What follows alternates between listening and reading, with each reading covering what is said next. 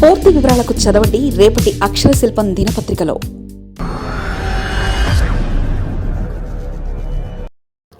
ఆంధ్ర రాష్ట్రంలో ఆధ్యాత్మిక విప్లవం, ప్రముఖ క్షేత్రాలకు మాస్టర్ ప్లాన్ల వెలుగు, ప్రపంచ స్థాయి మౌలిక సదుపాయాలతో బృహత్తర ప్రణాళికలను సిద్ధం చేసిన సర్కార్. 2 నెలల్లో 5,000 దేవాలయాలు పూర్తి.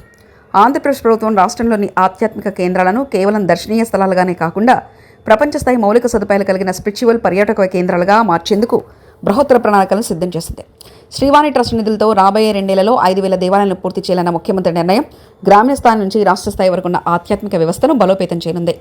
ధూపదీప నైవేద్యాలకు నోచుకునే చిన్న ఆలయాల నుంచి ప్రముఖ క్షేత్రాల వరకు ఈ నిధుల ద్వారా పునరుద్ధరణ పనులు జరగనుండడం హిందూ ధర్మ పరిరక్షణలో ఒక కీలక మైలురాయిగా నిలవనుంది. సింహాచలం, అన్నవరం, ద్వారకా, తిరుమల, పెనుగంచిప్రోలు, శ్రీకాళహస్తి, కాణిపాకం వంటి ప్రముఖ దేవాలయాలకు ఇప్పటికే మాస్టర్ ప్లాన్లు సిద్ధం చేశారు. భక్తుల రద్దీని దృష్టిలో ఉంచుకొని క్యూలైన్ల నిర్వహణ, అత్యాధునిక పార్కింగ్ సౌకర్యాలు, పరిశుభ్రమైన నివాస గదులు, నిరంతర పారిశుద్ధ్యం వంటి అంశాలకు ఈ మాస్టర్ ప్లాన్లో అగ్రతాంబూలం ఇచ్చారు. కేవలం గుడికి వెళ్లి దైవదర్శనం చేసుకోవడమే కాకుండా ఒక పర్యాటక అనుభూతిని పొందేలా ఈ క్షేత్రాలను తీర్చిదిద్దడం ద్వారా రాష్ట్రానికి వచ్చే భక్తుల సంఖ్య గణనీయంగా పెరగనుంది. ముఖ్యమంత్రి ఆదేశాల మేరకు రూపొందుతున్న ఈ మాస్టర్ ప్లాన్లో ట్రాఫిక్ నిర్వహణకు ప్రత్యేక ప్రాధాన్యత ఇచ్చారు. పండుగలు, పర్వదినాల సమయంలో గంటల తరబడి వాహనాలు నిలిచిపోకుండా స్మార్ట్ పార్కింగ్ వ్యవస్థలను ప్రవేశపెట్టారు. భక్తులకు అవసరమైన మౌలిక సదుపాయాలను సమగ్రంగా అభివృద్ధి చేయడం ద్వారా యాత్ర అనేది ఒక కష్టంతో కూడుకున్న పని కాకుండా ఆహ్లాదకరమైన ప్రయాణంగా మారనుంది. మిగిలిన దేవాలయాలకు కూడా త్వరితగతిన ప్లాన్లను రూపొందించాలని సీఎం ఆదేశించడం ఈ ప్రాజెక్టుపై ప్రభుత్వానికి ఉన్న చిత్తశుద్ధిని తెలియజేస్తుంది. దేవాలయాల అభివృద్ధి కేవలం ఆధ్యాత్మిక అంశమే కాదు, అది రాష్ట్ర ఆర్థిక వ్యవస్థ కూడా పెద్ద ఊతనిస్తుంది.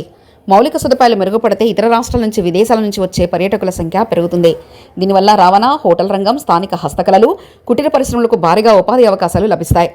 వచ్చే 2-3 ఏళ్లలో ఏపీలోని ఆధ్యాత్మిక కేంద్రాలు అత్యాధునికంగా మారడం వల్ల పర్యాటక రంగం ద్వారా రాష్ట్రానికి వచ్చే ఆదాయం రెట్టింపయ్యే అవకాశాలు కనిపిస్తున్నాయి. రాష్ట్రంలోని పురాతన సంస్కృతిని కాపాడుకునే ఆధునిక వసతులతో భక్తులకు సేవ చేయడం ప్రభుత్వ ప్రాధాన్యతగా కనిపిస్తుంది. ఆధ్యాత్మిక కేంద్రాల అభివృద్ధి ద్వారా అటు ధర్మాన్ని కాపాడడంతో పాటు ఇటు అభివృద్ధిని సాధించాలన్న సీఎం లక్ష్యం విజయవంతమైతే ఆంధ్రప్రదేశ్ దేశంలోనే అతిపెద్ద ఆధ్యాత్మిక పర్యాటక గమ్యస్థానంగా అవతరిస్తుంది.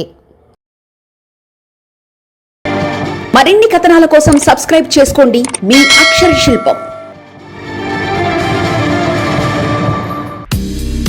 పూర్తి వివరాలకు చదవండి రేపటి అక్షర శిల్పం దినపత్రికలో.